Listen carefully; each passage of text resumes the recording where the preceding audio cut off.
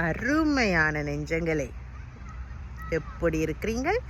திரும்பவும் வெள்ளிக்கிழமை வாழ்த்துக்கள். எங்களை நாங்கள் கொண்டாட வேண்டும். இதை பற்றி ஒரு சின்ன கிளிப் ஒன்று வீடியோவாக போட்டிருக்கிறேன். எஸ், எங்களை நாங்கள் கொண்டாடுறதுக்கு காரணமே தேவையில்லை, அண்ட் அது சுயநலமும் இல்லை. எங்களை நாங்கள் ஒவ்வொரு விஷயத்திலையும் ஊக்குவித்து கொண்டாட வேணும். நம்ம ஃபேர்ம் அண்ட் பிக் பிலீவா எங்களை செல்ஃப் கேருக்கும், எங்களை நாங்கள் மரியாதை கொடுக்கறதுக்கும், எங்கள் மனசு மரியாதை கொடுக்கறதுக்கும் நிறைய வீடியோஸில் உங்களுக்கு நான் அதை உணர்த்தியிருப்பேன். ஆனால் அது மென்மேலும் நாங்கள் அதை பற்றி பேசணும், அதை பற்றி நினைக்கணும், அதை பற்றி நாங்கள் அந்த விஷயத்தை செல்ஃப் கேரை, செல்ஃப் ரெஸ்பெக்டை, செலிப்ரேட்டிங் அவர் செல்ஃப், எங்களை நாங்கள் கொண்டாடுவதை ஒவ்வொரு நாளும் கடைப்பிடிக்க வேண்டும். கண்டிப்பாக. யார் சொன்னாங்க சுயநலவாதிகள் என்று? எங்களை நாங்களே கொண்டாடுவதும் நினைப்பதும் எங்களை நாங்கள் கவனிப்பதும் அது எல்லாம் எந்த விதத்தில் சுயநலத்துக்குள்ளே அடங்கும் சொல்லுங்க? நோ. நிறைய தரம் நாங்கள் எங்களை மறப்போம். மறந்துட்டு மற்றவங்களுக்காகவே வாழ்வோம். மற்றவங்களுடைய சந்தோஷங்கள் மட்டும்தான் எங்களோட சந்தோஷம், நிம்மதி என்று வாழ்வோம்.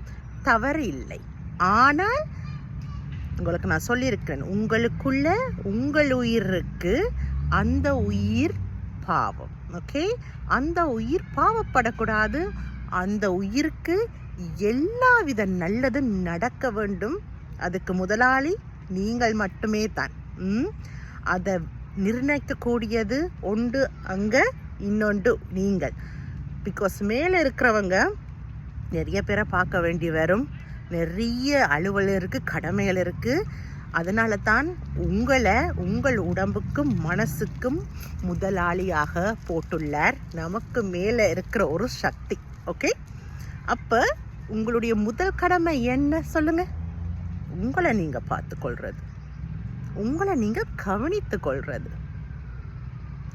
ஓடிக்கொண்டே இருக்கிறோம் எப்பவும் தான் சொல்கிறது தான். நீங்கள் நினைக்காதீங்க எனக்கோ என் கணவருக்கோ எங்கள் குடும்பத்துக்கோ எந்த பண கஷ்டங்களும் இல்லை, வாழ்க்கை சும்மா லக்ஸரியாக இருக்குண்டு. நோ. ஆனால் அது போர்ட்ரேட் பண்ணுறதுக்கும் இந்த வீடியோஸ் இல்லை. காலையில் 4 மணி சொச்சத்துக்கு நான் எழும்புவேன் ஒர்க் நாளில். இரவு 8 மணி ஆகும் நான் வீட்டை வரேன் என் கணவரோடு சேர்ந்து. 7:50, கொஞ்சம் லக் இருந்தால் 7:50. ஓடுறோம், ஓடிக்கொண்டே இருக்கிறோம். அந்த ஓடுற மெஷினுக்கு நடுவில் எங்களுக்கென்று ஒரு மனசு இருக்குது, எங்களுக்கென்று வெறுப்புகள் இருக்குது. அதெல்லாம் பார்க்காமல் நம்ம ஓடினால்தான் நமக்கு மேலே, நமக்கு தலைக்கு மேலே கூரை இருக்கும். நாம் உண்ணலாம், நாம் ஓரளவுக்கு நம்மளுடைய குடும்பத்தை பார்க்கலாம், நம்மளை பார்க்கலாம். இப்படி ஓடிக்கொண்டே இருக்கிற இந்த இயந்திரமான வாழ்க்கையில் எவ்வளவு முக்கியம் சொல்லுங்க? அந்த ஓடுற மனசையும் அந்த உடம்பையும் நாம் கவனிப்பது எவ்வளவு முக்கியம். அப்படி இருக்கிற கொஞ்சம் நேரங்கள் அதுக்கென்று டைமை ஒதுக்குங்க. உங்களுக்கென்று டைமை ஒதுக்குங்க. உங்கள் மனசு என்ன பாவம் செய்தது அதுக்கு டைம் ஒதுக்காமல், அதை பற்றி அதோடு கதைக்காமல், அதை கவனிக்காமல் விடுறதுக்கு என்ன பாவம் செய்தது? ஒதுக்குங்க. நீங்கள் ஒரு தாயாக இருந்தால் ஒதுக்குங்க, நீங்கள் ஒரு தகப்பனாக இருந்தால் ஒதுக்குங்க, மகனா மகளா, சகோதரன் சகோதரியா, யாராக இருந்தாலும், பாட்டியா பூட்டனா, யாராக இருந்தாலும் ஒதுக்குங்க. ஆன்டி அங்கிள் யாராக இருந்தாலும் உங்களை நீங்கள் கவனிங்க. தவறும் இல்லை. அது காசை தனியாக செலவழிக்கிறதும் இல்லை. காசால் மட்டும்தான் நீங்கள் உங்களை கவனிக்கணுன்ற அவசியம் இல்லை. ஆனால் இவ்வளோ ஓடுறீங்க பாருங்கள். இந்த ஓட்டத்தில் எப்போவுமே எங்களுக்கு காசு பிரச்சனைகள் வந்து கொண்டே தான் இருக்கும். எப்போவுமே பண பிரச்சனை இருந்து கொண்டே தான் இருக்கும். ஒரு பிரச்சனை மாதிரி அடுத்த பில், ஒரு பிரச்சனை மாதிரி அடுத்த பில் வந்துட்டு தான் இருக்கும். ஆனால் நீங்கள் தான் அதற்கும் முதலாளி. எங்கேயாவது சில விஷயங்களை கட்டுப்படுத்தி உங்களுக்காக, உங்கள் சந்தோஷத்துக்காக செலவழியுங்கள். மற்றது காசால் மட்டுமே எல்லா சந்தோஷத்தையும் எடுக்க முடியாது. அதனாலேயும் தான் சொல்கிறேன், அந்த காசை வச்சுக்கொண்டு உங்களுக்கு பிடிச்ச விஷயங்களை உங்களோட குடும்பத்தாரோடையோ இல்லாட்ட நீங்கள் உங்களுக்காக செய்யுங்கள். அடுத்தது, காசு இல்லாமலும் நான் எப்போவுமே எம்பசைஸ் பண்ணுறது சின்ன சின்ன சந்தோஷங்களை அனுபவிங்க. உங்களை சுற்றி இருக்கிற உங்கள் உறவுகளோடு சந்தோஷமாக அனுபவிங்க. உங்களோட உறவுகளோட அனுபவிக்கிறதுக்கு முதல் உங்களோட நீங்கள் அனுபவிங்க. உங்களோட நீங்கள் மனம் விட்டு கதையுங்கள். யார் சொன்னா அது பைத்தியம் என்று? யார் சொன்னா மனநிலை பாதிப்பு என்று?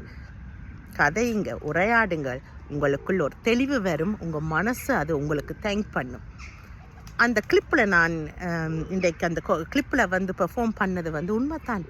எவ்வளோ அவமானங்கள், எவ்வளவு வேதனைகளை உங்கள் மனசு சந்திச்சிருக்கும். ஆனால் உங்களை விட்டு உங்கள் மனசு போகலை, பார்த்தீங்களா? உங்களை விட்டு ஓட இல்லை, உங்களுக்கு விசுவாசமாக இருக்குது. அந்த மனசை கொண்டாடுங்கள். அந்த மனசை நினைத்து பெருமைப்படுங்கள். Okay, self care. அதனால தான் சொல்கிறேன் செல்ஃப் கேர் இம்பார்ட்டன்ட் என்று. இயந்திரமான உலகம், டெக்னாலஜி நிறைந்த உலகம். இதையே டெக்னாலஜியை யூஸ் பண்ணி தான் நானும் உங்கள் முன்னுக்கு வந்திருக்கிறேன். ரெண்டாலும் சொல்கிறேன், டெக்னாலஜியோடு வாழ்கிறோம், டெக்னாலஜியோடு பயணிக்கிறோம். எல்லாமே